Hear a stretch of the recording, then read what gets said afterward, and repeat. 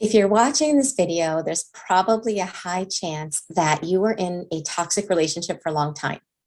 Maybe you were yanking your personality inside and out, trying to make this other person happy, probably to the point where you feel like you lost yourself, right? And then as time was going on and you were realizing that no matter what you did, things just kept getting worse. And somehow it was always your fault. At some point, you stumbled on information that opened your eyes and helped you to see that it's not so much you as much as it is you are in a relationship with somebody that possibly is high on the scale of NPD.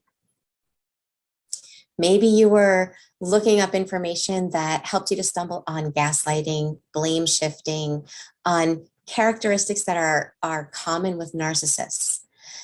So at that point, you realize that there's nothing you can do. And you made a huge decision to leave. I'm going to be presumptuous and assume that that wasn't an easy decision to get to, especially because you probably invested so much into the relationship. But you made that decision to leave. And when you did, something so unexpected happened that it really threw you for a loop. And that is, quickly, before your foot is barely out the door, the narcissist in your life found someone else, had a new relationship, and was seemingly super happy. That's a hard pill to swallow because your goal was always to make this person happy, right? So not only are you seeing them happy, but it's almost like they're doing and being everything you always wanted them to do and be with you, but with another person. If this is resonating with you, you're going to want to watch this video because I really want to explain how the narcissist puts on this facade of being happy at your expense and how they actually can find happiness to the extent that they're capable of if you do what I mentioned in this video.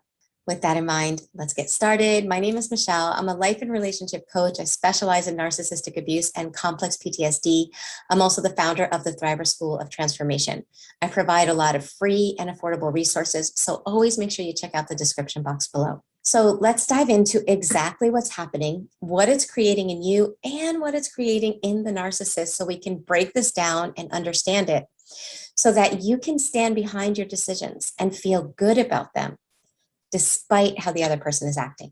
So first, I want to say that the narcissist will often jump into a relationship so fast if you are the one that discards them.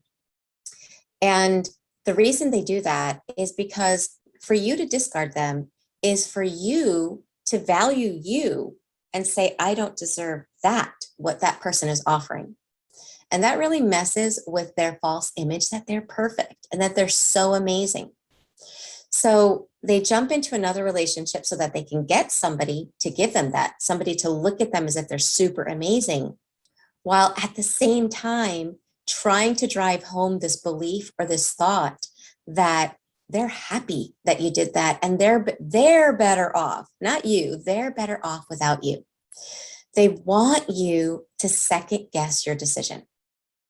Okay, now a lot of you may be like, Michele, we get that, I get that, but I am confused because this person seems so happy with this other person. They're taking them to all the places that I always wanted to go. They're doing things with them that I always wanted to do that they never did with me. So it must be that this person is better. Okay. So another thing that we have to understand about malignant narcissists is the fact that they always have to have a scapegoat and a golden child. And the purpose for having a scapegoat and a golden child in their mind, the purpose for assigning these roles is because rather than doing the work on themselves, right, rather than bettering themselves, they split themselves into everything they like about themselves and everything they hate about themselves. And the scapegoat will carry everything the narcissist does not like about themselves. The scapegoat will also carry the blame for any problems or challenges or difficulties that are taking place. The golden child is not so much what the narcissist likes about themselves as much as it is what they wished they had or who they wish they would like to be perceived as. This helps them to maintain their view of themselves. Okay, we hear that happening with children. There's a lot of videos about how the narcissist will pick one child to be the amazing golden child and the other to be the scapegoated problematic child. Well, guess what? They do that with relationships too, with new relationship versus the ex. One will become the scapegoat and one will become the golden child. And the way this plays out is the person that discarded the narcissist obviously is going to get the role as the scapegoat. They're going to be the one with the problem. And the new supply is like the golden child, and everything the narcissist wants to see in themselves, they will project into this person. And with that in mind, they are able, and you have to listen to this part carefully, okay? They are able to be happy, at least happy according to what a narcissist feels happy about, okay? But they're able to portray happiness. They are able to portray contentment if you, as the scapegoat, suddenly start doubting yourself. Go back to losing the empowered place that you got to. You got to an empowered place to be able to leave a toxic relationship. If you start falling back into self-doubt, lack of confidence, if you stop moving forward and start kind of self-sabotaging your life again, the narcissist can stay happy because they look at you, your lack of happiness now, your lack of contentment with your decision. You're second guessing yourself. And in their mind, what they say is, see, I'm not the problem. He or she is. Look at how they're falling apart. Look at how they're stalking me. Look at how they're trying to contact the new supply and tell them what a horrible person I am. They're not happy. That means I'm happy. That's how they view themselves when they regulate themselves through you. And I've done videos on how they regulate themselves through you. Make sure you watch that video. I left the link there. Okay, so the more unhappy and unfocused and unable you are to move forward, the more they begin to move forward. Because again, that broken prism of reality is making them blame you, and they're doing everything that appears as if they're happy. Now, why do they do the exact things that you always wanted them to do with you? Well, there's two reasons. One reason is because by you letting them know that's what you wanted, they're able to kind of know, oh, okay, this is what people want. So let me, do that. Let me do what people want. So just by being a regular person and expressing your needs, you've let them know what is valuable.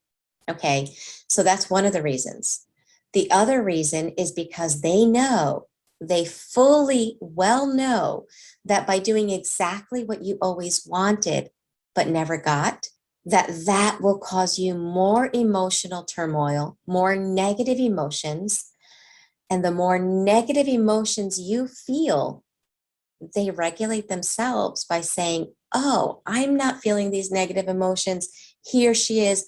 I'm amazing. And they're doing all these amazing things. The new supply is benefiting. So they're reflecting back how great the narcissist is. And they're fueling this by getting positive supply from the new supply, negative supply from the old supply or you. And that gives them double supply.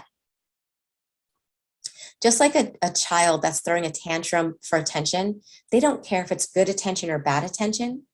Any attention is better than no attention. So they're getting good attention or good supply from their new person they're in a relationship with. They're getting negative attention or negative supply from you by watching and allowing all of these negative emotions to come up inside of you. I want to say that that's understandable. To be hurt that somebody does that is normal. To see the manipulation and how cruel it is and how their desire is to hurt you hurts. Okay, so I don't want to minimize. I don't want to minimize your feelings because they're normal. However, when you begin to really understand them and understand how your healthy, normal feelings are being used against you, that's when you can start kind of mourning the loss, because you have to mourn the loss, not so much of how badly you were treated, but mourn the loss of all that you poured into the relationship and didn't get back. Mourning the loss of what you thought the relationship was and realized that it wasn't. So you have to kind of go through that mourning period. You don't want to stifle your feelings. Once you do that, though, once you do that, you want to focus on your life. You want to get yourself back to that empowered place. You want to start living for you, not thinking about them, not caring. That's the best place to be. Indifference is the ultimate empowered emotion when it comes to a narcissistic ex, where you really could care less what they do, what they think, what they say. When you get to that place, the narcissist cannot use you for negative supply anymore.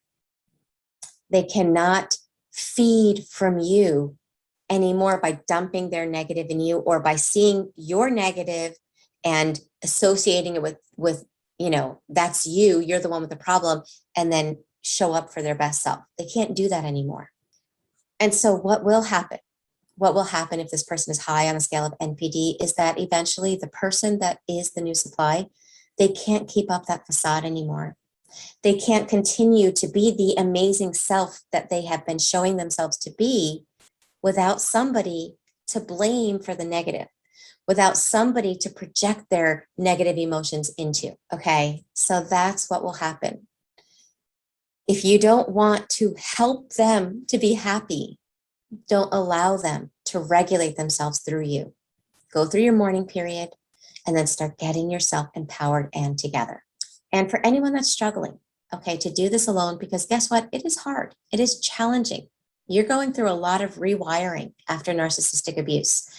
If you can benefit from live weekly meetings, make sure you check out the School of Transformation. We meet live weekly on Zoom. This month, we're diving deep on the nervous system and really getting grounded in our body. And next month, we're going to deconstruct the false self-image that narcissists try to make you believe you were, right? All the negative beliefs that they put in you, we're going to peel them back and strengthen the authentic self. So if those are topics that you'd be interested in, make sure you check out the school.